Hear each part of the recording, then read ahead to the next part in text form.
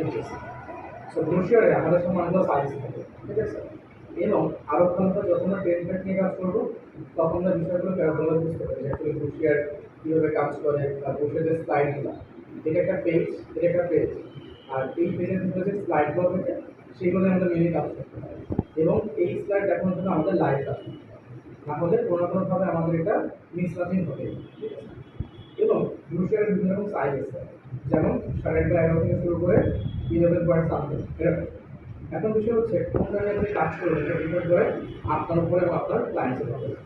So maximum time আমাদের হচ্ছে 11/17, এখানে আমরা কাজ করতে হয় ম্যাক্সিমাম টাইম।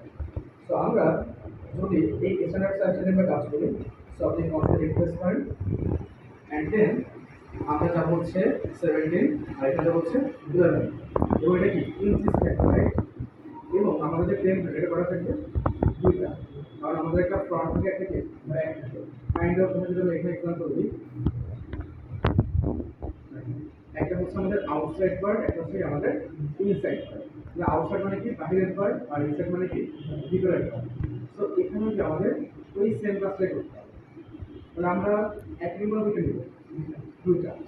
এরপর আমরা গ্রিড নিব অবশ্যই, কারণ কি আমাদের এখানে কি গ্রিড দরকার হয়। সো গ্রিড হচ্ছে 0.125 or 0